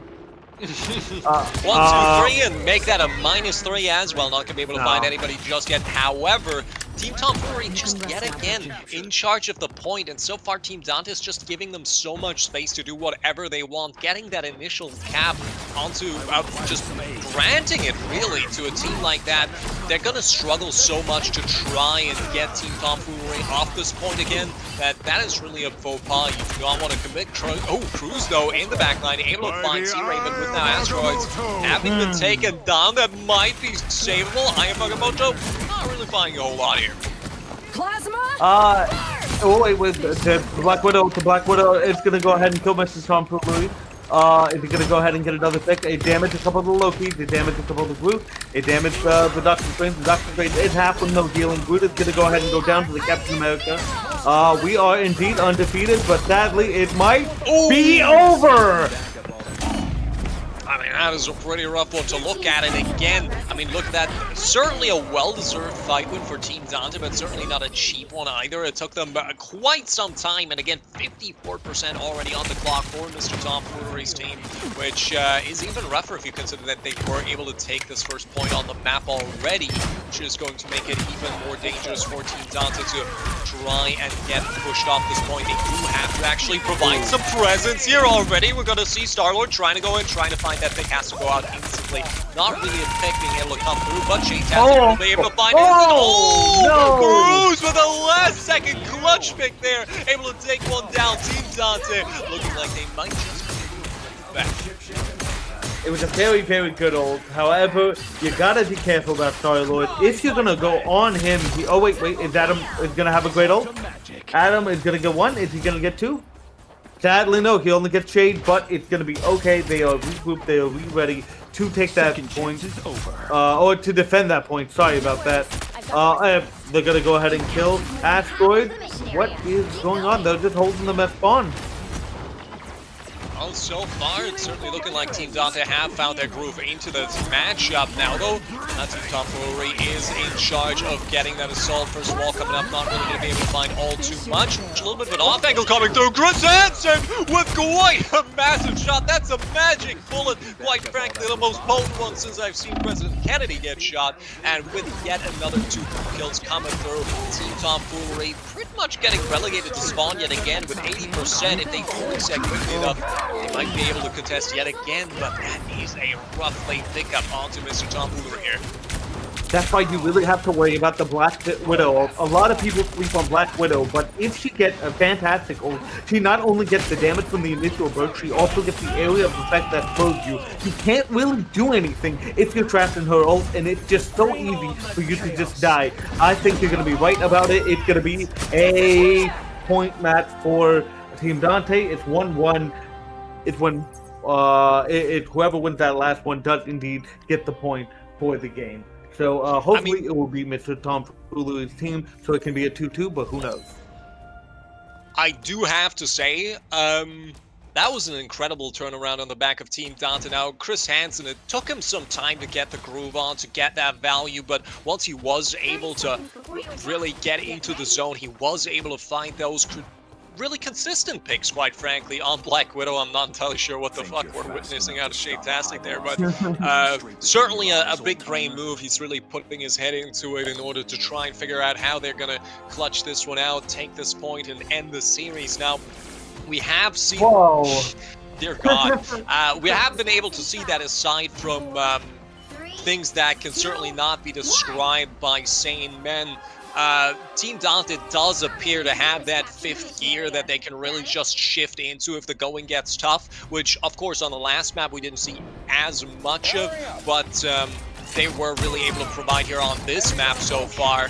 And at this point, I think we're really going to determine how much they've been pulling their punches by how strong they're going to come out going into this one. I think we're going to do just fine for him. It's just the problem right now is that they don't really have ult. They do have the Asteroid ult, but Asteroid might die before they are going to... Oh, no, they're going to go ahead and ult. Fantastic ult, fantastic ult. This might be actually the point that they need to contest. It wasn't 100% on where it needed to... Wait! Oh, incomplete on the Iron Man. T-Raven is going to go ahead and get a double kill. That is beautiful. Dante, you're able to bring himself back into the fray. We're looking at ultimates getting flung around left and right. Doesn't appear like Team Dante is willing to give up on that point just yet, despite dropping a couple of players here. Already Shadowbling having to go out of that fight, retains some of his health. Well, we're going to see Iron Man try to contest. Shaytastic, though, taken out eventually by Miss Tomfoolery here on the Namor. With Cruz now getting shut down as well. Again, 2 players down, and the point already ticking in favor of Team Tomfoolery. Sanson able to find one again, trading out his own life in return, though. It's going to have to be a reset for Team Dante in order to be able to stage another concise assault. Overall, good picks on Mr. Tomfoolery's side. They have the point. They're just constantly defending, constantly using better ults. We have T-Raven on the Magneto. He's just making sure he's creating space for team bubbling when necessary. He's going to have his ultimate just to make sure he can counter any and all DPS ultimate coming from Team Dante. Also, point taken, Team Dante team doesn't have a singular tank. I think they're just trying to do damage. It's not going to work out quite yet. Well, certainly Chris Hansen has been able to find a pickup on a Miss Tomfoolery, which will be the first open, but they're going to have to come through with a lot more than that, especially with Cruz now having been taken down, traded out for one. Those are 1-player advantage currently going into this. Now Raptors, though, taken down by Shaytastic as well. We'll give a second advantage, but with Chris going down again, that advantage is not allowed to mount, even though they do continue to trade 1-for-1. Eventually, though, that's quite the Iron Fist coming through here, just punching his way straight to the entire lineup from Mr. Tomfoolery's team. Will be able to reset, though, with the point getting capped now. That is still a 70% advantage already having been built for Mr. Tomfoolery's team on this last point of the map. We're seeing a little bit of a change in the team comp. Cruz is going to go ahead and go for it. We still have triple DPS for 2 healers and the Adam Warlock for it. I think that as long as, the perfect, I was about to say, as long as Iron Fist gets the pick, everything should be good, and he speaks it into existence. Well, Magneto certainly to be feared will not be able to find anything just yet. Cruz, though, traded out 1-for-1. Does appear they will be able to stay in the fight for a little bit longer with the Invisible Woman ult already having come in here. Cruz does have an ult of his own. The question is, will he be able to find anything with it and survive in the meantime? Does is going to commit here. Unfortunately, the commission is on himself. And that will be a rough one for the boys of Dante's team to bring back, but they're going to be able to do so regardless with a Resurrect coming to Cruz, but it is not going to last. Does get shut down yet again. Still Shadowbling finding Raptors in the backline. Will get traded out for it again as they do drop 1 by 1. Team Dante really looking for a breath of fresh air at this point. They're holding out the point kind of well. It's just right now it's a little bit awkward. No ultimates on Team Dante's side. It's they're about to have the Hela ult, but oh wait, no, they're not. What happened to the Hela ult? It was a 99, no? Did they cancel the Hela ult? Well, certainly not looking like a 99 to me is all I'm going to say to that, but looking pretty rough here. I mean, we do see the Captain America trying to hold it down, 1-for-1 exchanges. Dante going down with Shadowbling having been taken care of as well. Still the advantage for Mr. Tomfoolery's team, and that is looking particularly rough. Pick after pick coming through. Hela will be able to find their picks regardless, and that is going to be Team Tomfoolery drawing even here in the 2-for-2 in what has become quite a close series. Yeah, they're very, very good at holding the point with the group. They have fantastic holds from the Hela. They have fantastic combo with the kind of the Groot Namor combo. You have Mr. Tomfoolery absolutely just pulling out the DPS and Gumbo on his famous Jeffrey. I am happy that we're 2-2. This is gonna be the last game of the event, so I'm genuinely hoping that it's gonna be a great one. Quite frankly, I do have to say, last one was a pretty good one as well. Again, we did see a lot of that Team Tomfoolery just being able to take space, hold space, and retain space. Team Dante's team composition, not really something I would have expected. Naturally, you could argue that if you have a lot of DPS, you can hold a lot of off angles, try to go for that picks, but they simply didn't have the staying power. And a lot of times when they did end up getting the picks, it was trading them. And at that point, they didn't really get that advantage that they probably would have wanted from that. We did see some swaps coming through, the Tor getting in there, getting a little bit of that tanking going, but again, simply not having the same staying power as Team Tomfoolery was bringing into that fight. And now as we move on to the 5th map, I don't know, anything could happen. I strongly believe that if they change the comp, it's going to be a little bit more even. It looks like right now that Team Dante is kind of changing up the teams, just trying to see what works, see what doesn't. The ban on the Wolverine, on the Psylocke, just make it a little bit hard for them to navigate through to victory. So as long as the bans go through, everything should be fine. They should really save that one ban protection for either the main DPS or the Venom. Because if the Venom gets through, or one of the main DPS gets through, the Psylocke, Wolverine, or the Iron Man, but we are going to go ahead and go to Central Park Converters. They're going to have to capture a point and then put the payload. Not the specialty of Team Tom, but then again, it should be fun. I mean, I completely agree with you. What we last saw on Convergence was quite an impressive hold on the back of Team Dante. Now let's have a little bit of a look at what these people are going to play, and it does seem like each of them do kind of intend to lock in characters there. Well, rather adept at naturally. Psylocke instantly getting banned here. Black Panther, though, also getting taken out of the picture this time, so a little bit of that protection against the dive, with now the Wolverine getting saved, and with Dante back on his main hero and his preferred role, I dare imagine, that is going to be stacking the odds in Team Dante's favor. The Loki protection is a little bit odd. I do understand it. Loki is going to be one of those things that they utilized very well in the first 2 rounds, but they also lost with the Loki. Venom is going to be taken out of play with the ban. A very smart choice. Cloak and Dagger, they don't really have anyone to really kill. Cloak and Dagger in the normal team comp, they don't really play Magneto. So I'd like to assume that the Cloak and Dagger ban was very, very good, but I think they're just kind of trying to force the Loki to not have that much utility inside of his ultimate, but then again, Luda is still in play. They're going to go ahead and save the Iron Fist, and for Team Tom, let's see what they do. I mean, they do still have a save as well as a ban left here. Are going to save the Punisher, so that might be Miss Tomfoolery bringing that one back. Has worked particularly well for them in the past, and now they do still have a ban left. Will be Rocket Raccoon, actually, that they're going to be taken out of the fray. Particularly interesting, though, we have seen that one actually work out quite well for Team Dante in the past, especially if we're talking the first map we saw today. But that's a little bit of a callback. Certainly, we have seen quite a lot of evolution coming through here on the back of Team Dante. Plenty of different characters, plenty of different team compositions getting utilized. And with the Spider-Man ban now, I sure hope Sea Raven enjoyed his 15 seconds of fame. Or minutes, perhaps, even. But Sea Raven, of course, he can go ahead and play Bucky. The main problem right now is that Shade has kind of been trapped to play Mantis right now. Shade's biggest utilization to the team is anything that damage amplified. Rocket Raccoon is so nice. Now notice, because they didn't have the Venom, and because they didn't have the Rocket Raccoon, they don't really have any of that kind of like bursty Rocket Raccoon Venom ultimate, that kind of combo together.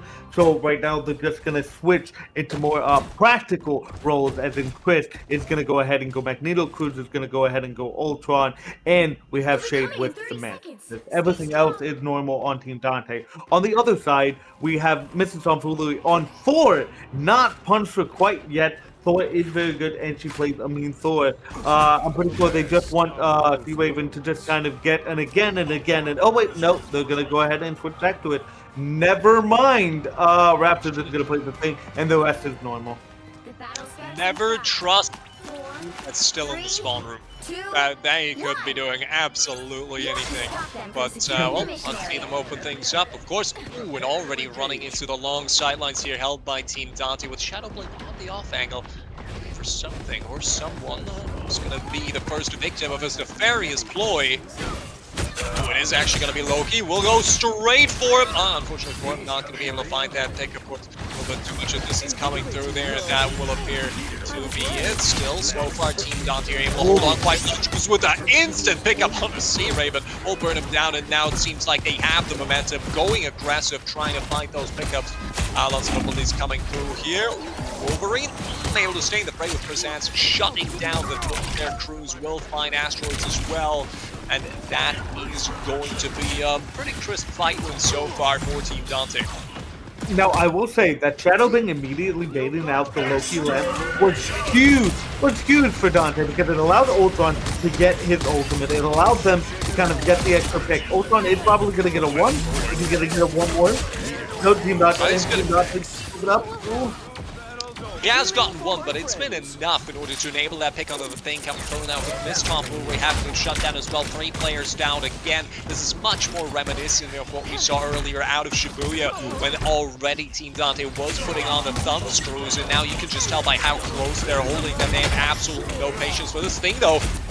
Nicely does manage to get a bit more damage in there. Will be able to be retained, and already ultimate popping out of here, out of Gumbo. Ooh, and the picks are rolling through on the back of a beautiful open. Triple kill coming through. Was actually committing that loot ult. It is not going to be enough in order to keep the team in the fray, and with such a potent ultimate here being forced out, as well as the team going down, that point is in dire straits. Honestly, they're constantly just throwing ult. The Invisible Woman ult just get wait, no, not the Invisible Woman ult. Oh no, the Invisible ult does get cancelled by the Magneto thing. We have it again from Bucky. The Raven's gonna get 1. Is he gonna again 1 on the Luna? Almost, again 2. Alright, there's another again, going through. Is he gonna land it on Cruz? Oh, on Shadowbing, my bad, Captain America. Sadly doesn't get it, but he gets the pick, and that is going to be a point for Mr. Tomfoolery's team. That's actually really good. Oh, what? Okay. Well, not entirely sure what the plan on the back of that Manta's ultimate was. However, I think we can assume it did not work out. Sea Raven's still going to pay the price for it, but I think that is a price he will be more than happily paying. As well as Crucial, the Ultron, trying to find a pick of his own.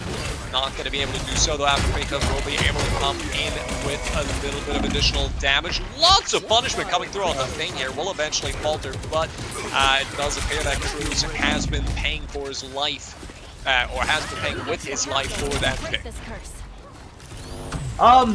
It's kind of looking a little bit rough, to be honest with you, for Team Dante's. A lot of strange ultimates, a lot of miscommunications on how to use that ultimate. You kind of see that they were trying to contest the point with the Mantle Soul, but it just didn't work out well. Magneto wasn't able to actually touch the point. It's going to be kind of a... Oh, there's the Wolverine ult. He's going to get a run. Gets the Gumbo, gets the Ultron, and he gets the bubble to get out. He's still inside of it. Sadly... Oh, no, he actually lands on the thing with Chris Hansen. The thing goes down. Raptors goes down. It might actually be... That will be a reset for Team Tomfoolery. I mean, he could have gone out. He could have. He didn't want to, though. He just wanted to get in even deeper, right into the guts of Team Tomfoolery. And that was something they were able to accomplish. Now a good hold so far. Then again, of course, just that much staying power here. Chris Hansen being able to shut down Mr. Tomfoolery the very first time ever that Jeff has died in the history of mankind. Very happy to see that it is possible. That said, the push progress still coming through on the back of Tomfoolery with now the Magneto ult. Unfortunately, not able to find anyone. It was a good Luna ult, though. The good Luna ult did save the Magneto from the kind of mess up right here. Luna ult is going to go ahead and go down. Raptor's going to go ahead and die. Cruz gets into play with his ultimate. Going to pick out the Invisible Woman. Going to pick out the Ultron. Going to pick out the Jeffrey. No, Jeffrey is going to go ahead and run away. Strike. Maybe. It's a little bit awkward.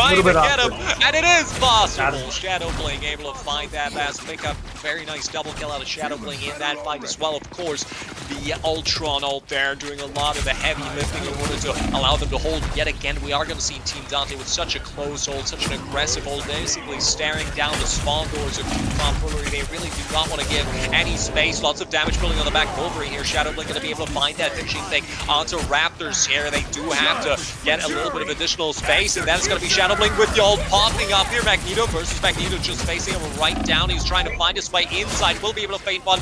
Does trade his own life for it, though, with Miss Tomfoolery being able to take him down. That does mean, though, Dante will get the space to go more aggressive. Finds Gumbo in the backline with Ultron flying around. Dante with the triple, make it a quad, and just like that, that is one Canadian you cannot kill by normal means. I'll be honest with you, the second the ultimate kind of came into play, I was a little bit afraid that both teams were just going to kind of have a splat fest where no one really dies and everyone just kind of stays bulky and nice. That is not the case here. Dante managed to use the settling ult, managed to use the true ult to kind of guide the backline with his own ultimate and get 3 of them to finish off with the 4th one. It's looking like a little bit of an insane game. The Magneto bubbles are going to go onto the Wolverine just to kind of protect him, and then Magneto ult! Oh, incomplete. Wait, no, incomplete, but he's gonna finish that himself. Yes. Dante Cooper jumping in, does get the double. Shadow Blink with another 2, making a triple for Dante. A clean sweep on Mr. Tomfoolery's team on the back of a beautiful opener by Chris Hansen. And what a race! Gumbo's like, you know what? You fought really hard to win this fight. I don't care. I'm just gonna bring him all back. Shane Tassie traded out for Gumbo. Raptors does find Shadow Blink, and on the back of that insane resurrect, they might be able to bring it through. Cruz, though, he's able to find yet another pick. 1-for-1 trades continuing to be exchanged, but again, this is essentially Mr. Tomfoolery's spawn, and it is overtime. Dante, though, does shout out Raptors, will be able to find another, make it a triple. It's right inside of their spawn, but they cannot stop him. Somebody break out the adamantium bullets because the man simply refuses to die. Will be returned back to full health just in the blink, but Light continues on point relentlessly until Cruz finds the pick. Hansen delivers another. They stagger onto point. The Thing trying to bring this one back, but he will not be able to do so. The claws rend him down. Shadow Blink obliterating what remains, and that is an incredible 2nd point hold on the back of Team Dante. God. It all started with the Magneto ult. It was incomplete, but it did enough damage for them to get a total team wipe. After the reset, it was just nothing but communication and raw skill and raw talent to kind of poke out stuff for the Wolverine, to kind of get in there with his claws and rip him 2 bits. Now, note, Cruz had a very steamy ult. Did not get any kills with his ultimate, but was able to weaken them just for his DPS players to do the work, and that's exactly what you want out of the Ultron. Sadly, Team Tom could not counter that with any beam. Also, big shout out to Shade for kind of keeping his team up. Even with the Doctor Strange portal, everyone was just absolutely getting torn to shreds. No contest here, no contest there, no contest anywhere. Very good teamwork. I do want to give a big shout out to Shadow Blink there with a performance on the Punisher. I do think that has worked out incredibly well for them. Was able to find so many finishing touches in those long sideline sort of fights. Was able to provide that consistent additional damage. Of course, Dante burning down the tanks as well. Lots of team play coming through their crews from the high elevation, being able to snipe down into the backline. A lot of advantages there mounting for Team Dante that they were able to utilize. Despite this, though, Team Tomfoolery able to aggressively push through that 1st point. Gonna see how well they're gonna hold 2nd point, but again, they do hold it a lot more conservatively, a lot more defensively than what we've seen out of Team Dante here.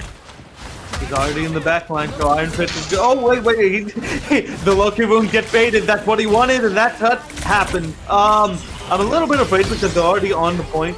This is the quickest takedown that I've ever seen. Nobody was really standing by bridge. Mantis is going to go ahead and silence the Wolverine. We get safely back with his team. Shadow Blink is going to go ahead and get the Loki. Gumbo goes down.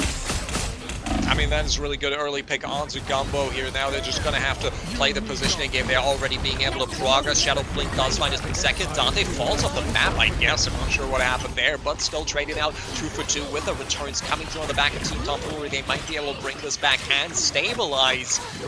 So far, Gumbo trying to provide the damage here. Very nice slate having come through. Will lead to the kill onto Shane Tastic as well. And at this point, it's looking like, yeah, really, Team Dante is going to have to make a decision here if they want to stay or if they want to go. 30 HP, give it one more swing. Dante able to finish it out, and with Cruz finding another pick, they do get a triple. Traded out for Cruz, sure, but this might just be enough to get that 1st point. Shadow Blink again lays it down onto Raptor, and now trying to escape. Asteroids just gets run down, run over, and torn to pieces, and now that point progress coming through incredibly quickly, going straight onto 2nd point. A 5-minute time back in order to get round about 33% on that 2nd point. I'm a little bit afraid of Team PM right now. They are not looking too hot. Like you said, 5 minutes on the clock. Not looking very good. Cruz also has his ult. It looks like he's going to prime his backline. There it is! There's the Cruz ult! Wait! Oh! No! Keep it to the Magneto ult, sadly! It's fine. It was just enough mitigation to kind of fade out the Magneto. It got away. Dante's gonna go ahead and kill Raptors on the Wolverine. Luna is still ulting. You see a lot of damage. You don't see a lot of healing. I'm seeing a lot of things right now, I'll tell you that. What I'm not seeing is Red Pig's coming through. And trying to toss in his ultimate. Not gonna be able to find the pick just yet, and we're gonna see this ultimate coming as well. And there it is! The Wolverine! He's unleashed, does find one, but he just gets swallowed, sped out, and taken down again. Shadow Blink will be able to find him eventually onto Mr. Tomfoolery, and he goes absolutely ham! Look at him, like beating his way through a preschooler fucking setup. Incredible! I mean, that's just an adult-sized man just laying it down against toddlers. Beats his way into a very swift Team Dante victory. It was a little bit of an odd first point. There was just too much stuff happening outside, inside. Nobody was really under bridge. Nobody was really on the high ground. Everyone was fighting on point. The Loki wound got baited almost immediately. I believe Dante killed someone by throwing them off the map, but also fell to his untimely death. But it managed to work out with them because not only did they get the first point, but they managed to also put the payload 1/3 of the way there and ended the game. Team Dante does win the AMERU Civil War. And well-deserved, it has to be said again. Team Dante, incredibly strong start, slacking towards the middle, but incredibly strong finish as well. We did see that Team Tomfoolery, they really had to fight for that first point. They really had to fight for that second point, but all throughout, you could really feel that aggression and the dominance that Team Dante was exhibiting when they took that space, when they demanded that space, even on the defense, going so far as to practically lock Team Tomfoolery in spawn on that second point, and then on their own offense they just continued to exude that absolute confidence, pushing up aggressively, taking the space, being granted the space even, and then absolutely capitalizing on the back of that. Honestly, the ult utilization was very nice on second point. I don't believe I saw a single ultimate other than Cruz's ult on first point, but I think he died before he was able to use the Ultron ult. Honestly, big shout out to the team. It was genuinely a contest of communication, coordination, and teamwork. There was a lot of very exciting combos. There was a lot of one-on-one. There was a lot of kind of healers managing to hold their own against dive comp. But in the end, a team has to win, and it has to be Team Dante for today. I believe that right now we are going to have interviews very, very soon from the MVPs or the selected role of each team. So stay tuned for that. We are going to be waiting for the teams to kind of pick out who they want to talk to, who is going to go ahead and join us in the caster booth today so we can ask them some questions. I don't know, what do you think of today's match? How did you feel it? I felt the energy, I felt the passion for it. I felt that these matches were relatively balanced during the mid-game and end-game. I completely agree with you. I do think we saw Team Dante starting out incredibly strong, and with some tendencies that we did see carry throughout. So obviously, Cruz on the sort of DPS roster being able to consistently take the off angle, put out a lot of damage, and naturally Dante, Chris Hansen, just in general Team Dante as a whole, just with a really strong performance that did start sort of slacking towards the middle of the game. At the same time, though, I do think that we saw a lot of Mrs. Tomfoolery and Mr. Tomfoolery picking up the pieces, really growing into that role of being able to fill the niche that was needed, provide those picks, put out that damage, and I really enjoyed seeing how Team Tomfoolery was able to make the game their own. They were able to take and hold space quite effectively throughout much of the middle of the game. They were really hard to dislodge initially, and I do think that was where their strengths lie. At the same time, of course, Team Dante just in the end providing an overwhelming assault, especially on that final map. That said, we do have Dante as well as Miss Tomfoolery here. Who do you want to start with, Juicy? It was just what was happening. But today we have two people on the caster booth from Team Dante's side. We have, of course, Dante, and from Mr. Tomfoolery's side, we have the beautiful Mr. Tomfoolery. How are you two doing today? I'm doing good. How are you, man? That was not the voice I was expecting. Hello, Tom. Okay. I'm doing just lovely, Juicy. Nice to see you. How you doing? So we're gonna go ahead and start the interview portion of today. So, Kofundus, go ahead and pick someone, and we will ask them the questions that we need to ask them. All right, well, first of all, let me congratulate you on your massive victory, Dante. Congratulations. You guys started out tremendously strong. There was a little bit of slacking going on towards the middle, but towards the end, I mean, you brought back that dominance that we saw towards the start of the series, and I did sort of hear that you weren't all too happy with your team going into it initially, but you guys really seem to have come together. How are you looking back at your team now that it's all over? Looking back on it now that it's all over, still would have preferred to have the original people I had planned for it, but hey, things came up, they weren't able to make it, and I had to get Shadowbling and Cruz. Still, overall, a great, event, very well hosted, and just fun to compete against another team. Alright, very happy to hear that. In the same vein, Mr. and Miss Tomfoolery, I mean, those questions for either one of you, whichever you like. You guys sort of struggled initially and then came back strong towards the middle with a pretty fair showing actually towards the end of the series as well. How do you guys think you adapted going through throughout the series? Well, I think on the first part of us losing is we were trying to figure out what we all wanted to play, and we wasn't really cohesive with each other. But during the middle phase of the games, we started to realize that certain people are playing those a lot better, so we had to just really switch up our entire comp and what we play. Okay. I mean, you certainly seem to have succeeded at that, so really good showing, especially, I mean, now that I do have both of you here, actually, I really like the Hela, I really like the Punisher as well. Those were really standout picks from Miss Tomfoolery, as well as Mr. Tomfoolery. Didn't see that many huge plays on the Jeff, but on the Groot, actually, you seemed very convincing, so that is my personal shout-out. Juicy, you got some questions for these fine people.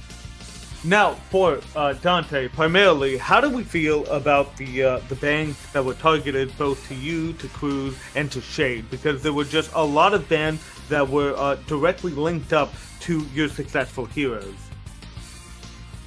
Well, overall, Cruz just got banned basically every game, mostly because he's like a Thigh 1 trick, and that's honestly one of the best characters he plays.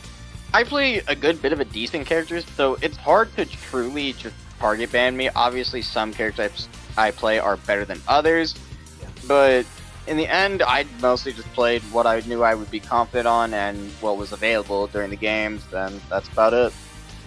Now, I saw a lot of dive potential, but one thing that we really haven't touched on was the Venom and Rocket combo. Did you go into it wanting to play such a support in a tank, or was it just kind of a spur-of-the-moment type deal? Well, I had Chris on my team. Chris is, he's the best Venom I know, and I only really want him for his Venom, so I don't know. I already expected to have a Venom on my team. It just wasn't fully really caring about what kind of supports we had, because as long as they healed, that's all that mattered to me. Okay. So it feels like that the Rocket Ultimate kind of allowed Chris to kind of have very good Venom Ultimate, but if it was just kind of the spur of the moment thing, then it was just it was very, very good that those two characters kind of collided together and worked together beautifully. Now, the Toms, I got a couple questions for you. Now, we saw a lot of great opportunity for Evo kills, but you switched to Groot at the very end. You have used your Groot ult to kind of supplement your team and kind of make sure that they can have Groot ult. Did you coordinate said ult, or was it just kind of, I'm going to throw my ult there and then my team can follow up, and it just kind of happened? I am Groot. Okay, so, seriously. No, it was honestly just a spur of the moment, really, because the whole time, I don't even know, honestly. The games flew by so much, you know. Yeah. Just playing Groot was just more or less, it just punishes them being aggressive and stuff. The Groot ults were just singling out people. Now, I haven't really seen, it seems like your team was trying to kind of work together to try to find what was the optimal team comp in round 1 or 2, and sadly you did lose both the 1 and 2, but normally by the round 3, it seems like something kind of stuck together, and you kind of held together as a unit. What my question is, was there a better team comp that you would have liked to see on your team that just wasn't possible in the current moment? God, I don't even know really. we just did our best. There wasn't particularly a team comp. We were just mostly there to have fun. At the end of the day, you know, honestly, win or lose. Very good combos. We had very good combos. There's no shame in that. It was just kind of the spur of the moment thing, and it did manage to work for 2 of the rounds. And my last question, no Ultron, Tom. Where's Ultron? You play a really good Ultron, but you played only Jeffrey, and you played only Groot. Where is the mechanic machine? Well, unfortunately, my Wi-Fi company is sabotaging me today, clearly. So, I couldn't really play Ultron, otherwise I wouldn't be able to do anything. Wi-Fi company, Tom. It's Ultron himself. He knows you're not... Yeah, no, Ultron's in my router, you know. Yeah, I don't know if... Ultron is in his router, making him play 1,000 ping. Yeah, there was moments where I had to just stand still because I couldn't do anything. Everything was... well, we made a joke, I was like, yeah, I'm playing yesterday's game at this point because, like, I couldn't do anything. But no Ultron. Cruz played a really good Ultron in round 3, I will say. Yeah, honestly, it was a very good game. It was a very good game. Sadly, no Ultron, but you did get the Jeff gameplay. You did get the DPS from Miss Tomfoolery. We got the Groot gameplay, which I have never seen before, and I think it's immaculate. As a Groot main, very proud of you. But that's going to wrap up for my questions. I believe we have a couple more announcements, so go ahead and we'll go ahead and tune into it. Co-funders, would you like to go ahead and cast us off? Alright, well, thank you very much so to everybody from Team Tomfoolery as well as Team Dante for participating today. A very big shout out to each of the players. We've had some standout performances across the board. Congratulations, of course, as well to our glorious winners on Team Dante. They made it a close one, but they did pull through in the end. That said, we're now going to be signing off with a little bit of a post-credit scene, so stay tuned for what Crow got in store for you. Bye-bye.